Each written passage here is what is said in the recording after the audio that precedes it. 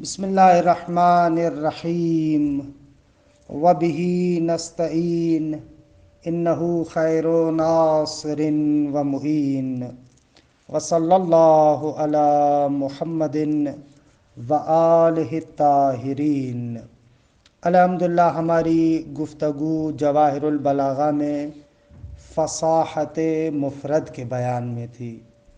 عرض ہوا کہ فصاحت مفرد کے لیے 3 چیزیں مضر ہیں۔ ایک، قانون صرفی کے مخالف ہو، 2، تنافر حروف ہو کہ ان کے بارے میں گفتگو ہوئی، اور تیسرا عیب ہے غرابت۔ غرابت یعنی کلمے کا معنی روشن اور ظاہر نہ ہو۔ بڑے بڑے بلغاء کو بھی دیکھیں تو وہ بھی اس کو استعمال نہیں کرتے۔ ایسے کلمے کو کہا جاتا ہے کہ یہ غریب ہے۔ دیکھیں عبارت، الثالث الغرابۃ۔ غریب ویسے پردیسی کو کہتے ہیں نا، جو بیچارہ نا آشنا ہوتا ہے، پتہ نہیں ہے، شہر میں کوئی اس کو نہیں جانتا، پردیسی کو۔ اسی اعتبار سے غرابت یعنی وہی کون الکلمۃ غیر ظاہرۃ المعنی، ایسا کلمہ ہو کہ اس کا معنی ظاہر اور روشن نہ ہو۔ ولا مألوفۃ الاستعمال عند العرب الفصحاء، جو فصیح عرب ہیں ان کے نزدیک بھی یہ مأنوس الاستعمال نہ ہو، کہ بڑے بڑے عربوں نے بھی جو فصیح اور بلیغ ہیں انہوں نے بھی اس کو استعمال نہیں کیا۔ وَلَهَا مَوْضِعَانِ، اس کے 2 مورد ہیں۔ ایک، پہلا مورد کیا ہے؟ ما یعاب استعمالہ، پہلا مورد وہ ہے کہ اس قسم کے لفظ کو استعمال کرنا معیوب ہے۔ کیوں؟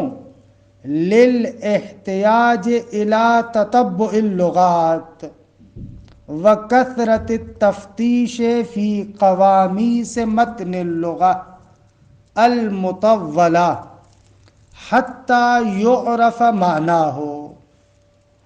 پہلا مورد وہ ہے کہ جہاں پر ہم کہیں کہ آغا یہ لفظ غریب ہے اور اس کا استعمال کرنا معیوب ہے، کیونکہ اس لفظ کو سمجھنے کے لیے آغا بڑی بڑی لغتوں کی ضرورت ہے، اصلی لغتوں کی ضرورت ہے۔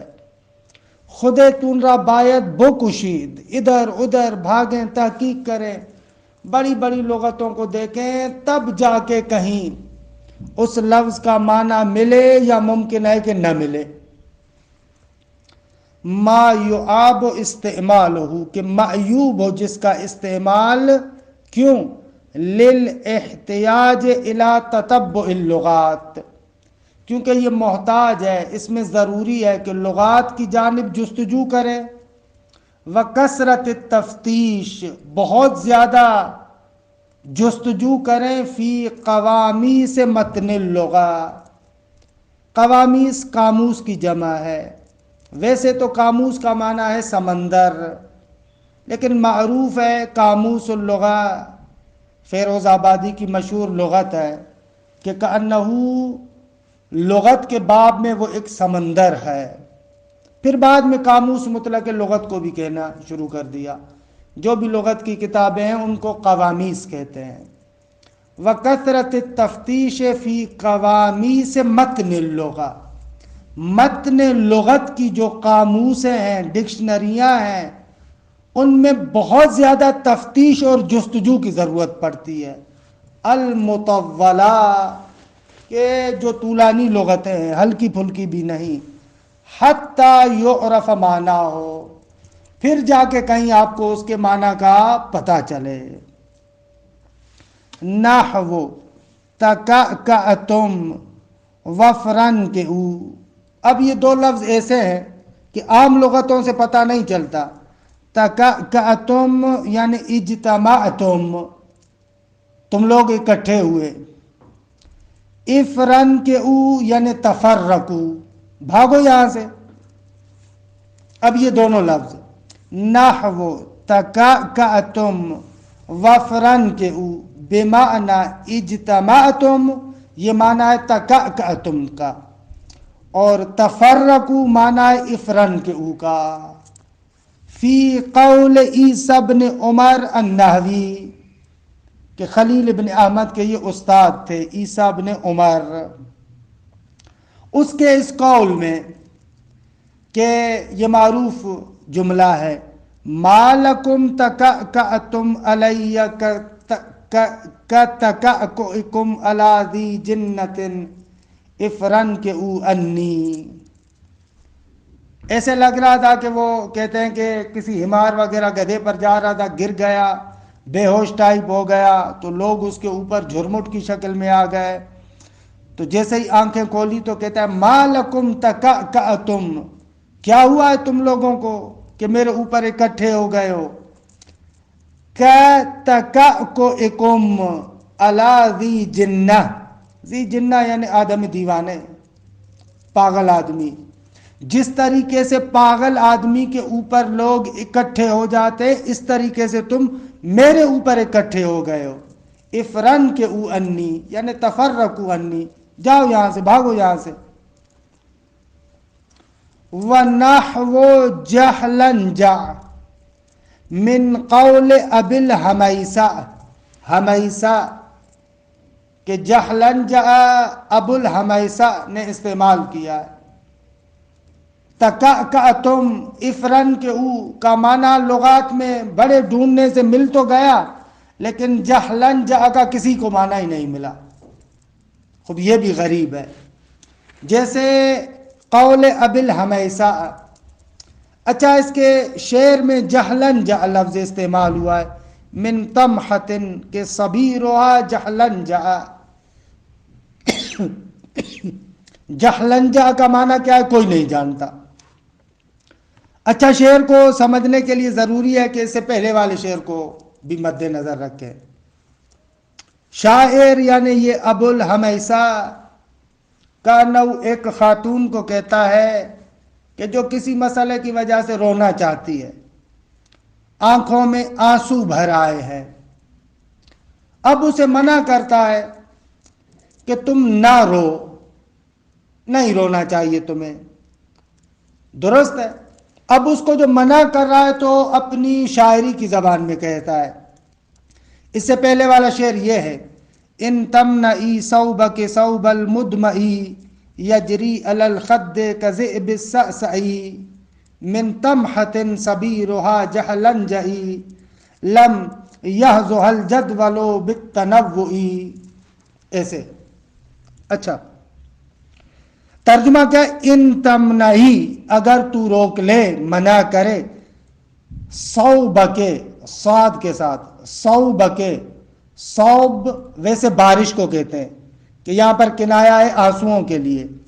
ان تمنعی صوبکی اگر تو روک لے اپنی بارش کو، کہ صوب المدمعی وہ بارش یعنی تمہارے آنسوؤں کی بارش، اگر تو اپنے اس آنسوؤں کو روک لے کہ جو یجری علی الخد جو تمہارے گالوں پر جاری ہوتے ہیں، جو تمہارے رخساروں پر گالوں پر جاری ہوتے ہیں، کذئب السعسعی، ذئب یعنی دانا، سعسعی یعنی لؤلؤ، یعنی یہ جو تو رو رہی ہے اور تمہارے آنسو تمہارے گالوں پر چل رہے ہیں، یہ اس طریقے سے ہیں کہ جیسے کہ لؤلؤ کے دانے ہوتے ہیں، یعنی یہ بہت قیمتی ہیں، ان کو تو کیوں ضائع کر رہی ہے.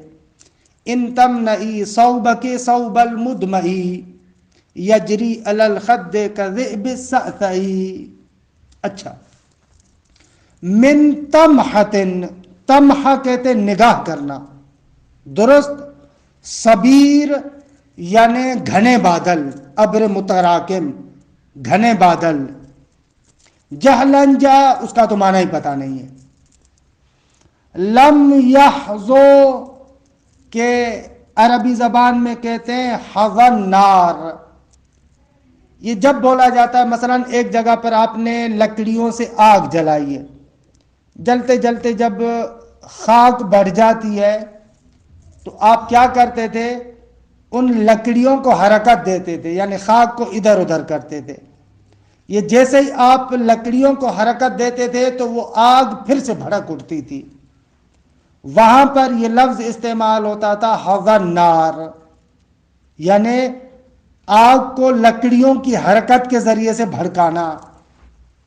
جدول چھوٹی سی نہر کو کہتے ہیں۔ تنوع تحرک اور حرکت کے معنی میں بھی ہے۔ اگر یہ لغات معلوم ہو گئیں تو اب معنی یہ ہے، پہلے والا آپ نے سمجھ لیا کہ اسے رونے سے روک رہا ہے، اب آگے بڑھ کر کہہ رہا ہے کہ یہ جو بارش ہے، یہ جو تمہارے آنسو ہیں، من طمحۃ، اس نگاہ سے ہیں، آنکھوں سے، اس نگاہ اور ان آنکھوں سے ہے کہ صبیرھا جہلن جئی، درست ہے، یہ آنسو اس نگاہ سے ہیں کہ جس کے گھنے بادل جہلن جہا ہے، یعنی اس کے ابر متراکم گھنے بادل جہلن جہا کی طرح ہے۔ اب یہ جہلن جہا کیا ہے نہیں پتا۔ لم یحظھا الجدول، کہ ہا کی ضمیر ان آنسوؤں کی طرف بھی پلٹا سکتے ہیں، یعنی صوب طمعۃ کی طرف بھی پلٹا سکتے ہیں، کہ اس نگاہ کو، اس آنکھ کو، اور اس جسے کہا جائے کہ آنسوؤں کی بارش کو حرکت میں نہیں لاتا۔ کیا حرکت میں نہیں لاتا؟ الجدول بالتنوع، چھوٹی سی نہر اپنے تحرک کے ذریعے سے اس کو حرکت میں نہیں لاتی۔ کیا مطلب؟ کیا کہنا چاہتا ہے شاعر؟ ظاہراً شاعر یہ کہنا چاہتا ہے، دیکھیں تاکہ شعر سمجھ میں آئے۔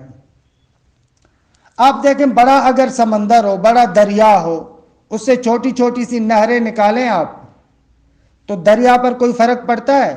نہ، کوئی بھی فرق نہیں پڑتا۔ آپ اسے چھوٹی چھوٹی سی نہریں نکال دیں، دریا اپنی جگہ پر ہوتا ہے۔ تو کأنہ شاعر بھی یہ کہتا ہے کہ یہ جو تمہارے آنکھوں کے اندر آنسوؤں کا دریا ہے، تمہارے رونے کی وجہ سے اس پر کوئی فرق پڑنے والا نہیں ہے، اس میں کوئی حرکت نہیں آئے گی، یعنی تمہارے اندر آنسوؤں کا دریا چھپا ہوا ہے۔ درست ہے کہ یہاں پر شاہدی مثال ہماری جہلن جہا کے اندر ہے۔ من طمحۃ، وہ بارش، وہ آنسو جو اس نگاہ سے نکلتے ہیں کہ صبیرھا جہلن جئی، کہ جس کے گھنے بادل جہلن جہا ہے، کہ لم یحظھا، کہ جس تمہا اور نگاہ کو حرکت میں نہیں لاتے۔ کیا؟ الجدول بالتنوع، ایک چھوٹی سی نہر اپنے تحرک سے، تنوع تحرک کے معنی میں بھی آتا ہے۔ انشاءاللہ شعر واضح ہو گیا ہوگا۔ جہلن جا عرض کیا کہ اس کا معنی معلوم نہیں ہے۔ یہ پہلا مورد کہ ما یعاب استعمالہ، کہ اس کا استعمال کرنا کیا ہو؟ معیوب ہو۔ دوسرا مورد ما یوجب حیرت السامع فی فہم المقصود منہ، اور دوسرا مورد وہ ہے کہ جہاں پر سامع بیچارہ پریشان ہو، مضطرب ہو کہ بالآخر اس لفظ سے اس نے مراد کیا لیا ہے، یعنی غریب کا مورد، یعنی ایک ایسا لفظ کہ جس کو سمجھنے کے لیے سامع پریشان ہو جائے کہ بھئی آخر اس کی مراد کیا ہے، کیا کہنا چاہتا ہے۔ کیوں پریشان ہوتا ہے؟ فرماتے ہیں اس لیے کہ عربوں کے نزدیک یہ استعمال ہی نہیں ہوا، اس لفظ کا کوئی معنی ہی نہیں ہے، لہذا سامنے والا پریشان ہو جائے۔ ما یوجب حیرت السامع فی فہم المقصود منہ، منہ یعنی من اللفظ۔ دوسرا مورد وہ ہے کہ جو سامع، سننے والے کی پریشانی کا باعث بنے، اضطراب اور کنفیوژن کا باعث بنے۔ کس چیز میں حیرت اور اضطراب اور پریشانی ہے؟ فی فہم المقصود منہ، کہ اس لفظ سے مراد کیا ہے۔ کیوں؟ لأنہ، اس لیے کہ وہ لفظ غیر مستعمل عند العرب، عربوں کے نزدیک استعمال شدہ ہی نہیں ہے. وَلَمْ يُعْرَفْ لَهُ مَعْنًا، اور اس کا کوئی معنی بھی نہیں ہے. فَيَحْتَاجُ إِلَىٰ تَأْوِيلٍ وَتَخْرِيجٍ، لہذا وہ لفظ ایک توجیہ تعویل کا محتاج ہے. کیا بھی عرض کرتے ہیں، تخریج کہتے ہیں کہ ایک لفظ کے لیے آپ اپنی طرف سے معنی بنائیں، تعویل یعنی توجیہ. بھائی لفظ ایسا استعمال کر رہا ہے کہ عربوں نے اس کو استعمال ہی نہیں کیا، لغت عرب میں اس طریقے کا لفظ ہی نہیں ہے. اب اس کے معنی کو سمجھنے کے لیے ہر کوئی بندہ آتا ہے اپنی طرف سے آ کر کوئی نہ کوئی معنی بنانا شروع کر دیتا. مثلا جیسے شاعر کا یہ شعر ہے کہ اس نے ایک لفظ استعمال کیا مسرجہ. مسرجہ لغت عرب میں استعمال ہی نہیں ہوا، اس کا کوئی معنی نہیں ہے. لہذا جو بڑے بڑے ائمہ لغت ہیں، ایک طرف سے بھائی بڑا شاعر ہے، حتماً کوئی نہ کوئی مطلب تو اس نے مد نظر رکھا ہوگا، پھر آ کر وہ اپنی طرف سے توجیحات ذکر کرتے ہیں، تعویلات ذکر کرتے ہیں، کوئی نہ کوئی معنی اس کے لیے گھڑنا چاہتے ہیں. خب یہ بھی ایک شعر ہے کہ شاعر اپنی محبوبہ کہ جس کا نام لیلا ہے اس کے بارے میں یہ شعر کہا ہے اس نے. اللہ بعض لوگوں نے ازمان، کیونکہ اس سے پہلے والا جو شعر ہے اس میں لفظ ازمان آیا ہے، تو انہوں نے کہا کہ اس کا نام ازمان ہے. نہ ازمان نہیں ہے، اس کا نام ہے لیلا. ازمان زمان کے معنی میں ہے، ظرف ہے، اسی لیے بعض جگہوں پر ایام آیا ہے. اصل یہ تھا کہ وہ خاتون فرض کریں کسی گھر میں اوپر بیٹھی تھی، کھڑکی ہے، اس کھڑکی سے اس نے اپنا سر باہر نکالا. خوب شاعر نے اس منظر کو دیکھا، کہا کہ اس کے سیاہ گھنے بال بھی نظر آ رہے تھے، اس کی ناک بھی نظر آ رہی، اس کی آنکھیں بھی نظر آ رہی، آنکھوں کی پتلیاں بھی نظر آ رہی تھی، ابرو بھی نظر آ رہے تھے، مطلب سب کچھ نظر آ رہا تھا. اس منظر کو وہ شعر میں نقل کرتا ہے. شعر ایسے پہلا ازمان ابدت واضحا مفلجا، وہ زبانہ کہ ابدت یعنی اس نے لیلا نے ظاہر کیا یعنی ایسے جھانکا، جو ایسے سر جو نکالا تو ظاہر کیا. کیا ظاہر کیا؟ واضحا، اپنے سامنے والے دانت. واضح کہتے ہیں جب انسان مسکرائے تو سامنے والے جو دانت دکھتے ہیں ان کو کہتے ہیں واضحا. ابدت واضحا، سامنے والے دانتوں کو اس نے ظاہر کیا. مفلجا، مفلج ان دانتوں کو کہتے ہیں کہ جن میں تھوڑا تھوڑا سا فاصلہ ہو. دانت دو طریقے کے ہوتے ہیں، بعض بالکل ملے ہوئے ہوتے ہیں، بعض لوگوں کے دانتوں میں تھوڑا تھوڑا سا فاصلہ ہوتا ہے. وہ جو تھوڑا تھوڑا سا فاصلہ ہوتا ہے اس کو کہتے ہیں مفلج. تو کہہ رہا ازمان وہ زمانہ کہ ابدت اس لیلا نے ظاہر کیا، کیا؟ واضحا مفلجا، سامنے والے دانت کہ جن میں تھوڑا تھوڑا سا فاصلہ تھا. اغر براکن، کہ جو سفید تھے، براکن اصلاً جو کہ برق میں زدند، درست ہے. وطرافن ابرجا، اور اپنی آنکھیں کہ جو بڑی بڑی آنکھیں تھی، درست ہے. اب یہ مقلتن اس ابدت کا مفعول ہے. ابدت اس لیلا نے ظاہر کیا، و مقلتن، مقلا کہتے آنکھوں کی جو سیاہی ہوتی ہے، اس سیاہی کو اس نے ظاہر کیا. وحاجبن، اپنے ابروؤں کو ظاہر کیا. مزججا، جن ابروؤں کی صفت یہ تھی کہ وہ بڑے تھے اور بہت ہی باریک تھے. مزجج ابرو جو بڑے بھی ہوں اور باریک ہوں. یعنی ابدت مقلتن وحاجبن مزججا، اس نے اپنی آنکھوں کی سیاہی کو ظاہر کیا اور ابروؤں کو ظاہر کیا جو بڑے بھی تھے اور باریک بھی تھے. وفاحمن، اور اپنے سر کے بال جو بالکل کالے تھے، کوئلے کی طرح، وفاہمن ومرسنن، مرسنن یعنی ناک، اپنی ناک کو بھی ظاہر کیا، مسرجا کہ جو ناک مسرج تھی۔ اب یہاں پر اس لفظ مسرج میں جھگڑا ہو گیا کہ مسرج کا کیا معنی ہے، ظاہر میں عرب اس کو استعمال ہی نہیں کرتے۔ بعض نے کہا کہ یہ مسرج منسوب ہے سریج کی طرف۔ سریج ایک لوہار تھا کہ اس کی تلواریں بڑی مشہور تھی، جیسے ابن درید کہتا ہے کہ یہ اس کی طرف منسوب ہے۔ مرسنن مسرجا یعنی اس کی ناک اس سریجی تلوار کی طرح تھی۔ اللہ تلوار دقیق نازک ہوتی ہے، پتلی ہوتی ہے، وہ استوائی اور بالکل سیدھی، تو اس کی ناک بھی اس تلوار کی طرح تھی، اس کی طرف۔ ابن درید یہ معنی کرتا ہے۔ ابن سیدہ معنی کرتا ہے کہ نہ، یہ مسرج سراج سے لیا ہوا ہے، یعنی چراغ، کأنہ اس کی ناک کو چراغ کے ساتھ تشبیہ کر رہا ہے کہ چراغ کیسے روشنی دیتا ہے، کیسے اس میں درخشش ہوتی ہے، یہ بھی ایسے ہے۔ تو اب دیکھیں یہ ساری توجیحات ہیں، لفظ کو بنانا چاہتے ہیں، درست ہے۔ دیکھیں با ما یوجب حیرت السامع فی فهم المقصود منہ، کیوں؟ لأنه غیر مستعمل عند العرب ولم يعرف له معنی، عربوں کے پاس کوئی معنی ہی نہیں ہے اس کا۔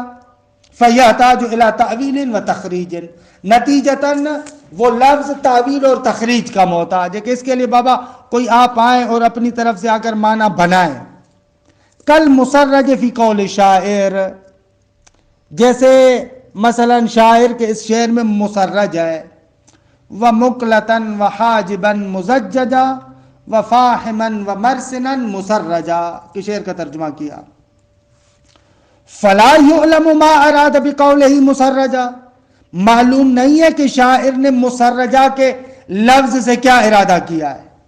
حَتَّى اخْتَلَفَتْ أَئِمَّةُ اللُّغَةِ فِي تَخْرِيجِهِ، یہاں تک کہ لغت کے جو امام ہیں وہ بھی اس کی تخریج میں، معنی بنانے میں مختلف ہے۔ فذهب ابن درید، معروف لغوی ہے، وہ کہتا ہے الی انہ بمعنی کسیف السریجی، وہ اس بات کی طرف گیا ہے کہ اس کا معنی ہے کہ بابا وہ مرسنن یعنی اس کی ناک سیف سریجی کی طرح ہے، سریجی تلوار کی طرح ہے۔ اخذا من قولہم للسیوف سریجیہ، آغا درالی کہ وہ اس بات کو اخذ کر رہا ہے اس سے کہ ان تلواروں کو مثلا سریجیہ کہتے تھے، وہاں سے اس معنی کو لیتا ہے۔ ای منصوبۃ الی حداد کہ یسمى سریجا، اس لوہار کی طرف یہ تلوار منصوب ہیں کہ جس کو سریج کہتے تھے، یعنی اس کی ناک اس سریجی تلوار کی طرح ہے۔ فالشاعر یرید تشبیہ الانف، شاعر اس کی ناک کو شباہت دینے کا ارادہ کرتا ہے، کس سے؟ فی دقت ہی و استواء ہی، کہ وہ انف دقیق ہے، پتلا ہے، سیدھا ہے، اس کو تشبیہ دے رہا ہے کس سے؟ بالسیف السریجی، سریجی تلوار کے ساتھ۔ وذهب ابن سیدہ، یہ لفظ ابن سیدہ، سیدہ نہ پڑھے، وذهب ابن سیدہ الی انہ بمعنی کالسراج، وہ کہتا ہے کہ بابا اس کی ناک چراغ کی مانند ہے۔ اخذا من السراج، کہ مسرجہ کو سراج سے لیتا ہے۔ فَهُوَ يُرِيدُ تَشْبِيهَ الْأَنْفِ فِي بَرِيقِهِ وَلَمْعَانِهِ بِهِ، وہ ارادہ کرتا ہے کہ ناک کو جو ہے وہ کیا ہے، تشبیہ دے، کس کے ساتھ؟ شاعر نے ارادہ کیا ہے کہ ناک کو تشبیہ دے بھی یعنی اس سراج کے ساتھ، فی بَرِيقِهِ وَلَمْعَانِهِ، اعلیٰ برق زدن، درخشش، اس چیز میں اس کے ساتھ شباہت دے۔ خلاصہ کلام، بحث کو تمام کریں، غریب وہ کلمہ ہے کہ جو معنی کے لحاظ سے غیر واضح ہو اور عربوں کے نزدیک مأنوس الاستعمال نہ ہو، اسے کہا جاتا ہے غریب۔ خوب یہاں پر حاشیے میں ایک نقطے کی جانب اشارہ کر رہے ہیں کہ بعض نے کہا ہے کہ فصاحت مفرد کے لیے یہ بھی ضروری ہے کہ کراہت فی السمع نہ رکھتا ہو، یعنی ایسا لفظ نہ ہو کہ اس کو ادا کرنے سے انسان کی سماعت مشمئز ہو، پسند نہ کرے. مثلا جیسے جرشا، جرشا درست، جرشا خوب کے کانوں کو عجیب لگتا ہے. البتہ یہ بھی بات ذہن میں رکھیں معیار عرب ہے، ان کے کانوں کو اچھا نہ لگتا ہو. بعد نے یہ بھی بڑھایا ہے فتلخص من جمیع ما ذکرنا ہو، یہ مطلب کہ مفرد فصیح وہ ہے جس میں مخالفت قیاس نہ ہو، تنافر حروف نہ ہو اور غرابت نہ ہو. وصلی اللہ علی محمد و اہل بیتہ الطیبین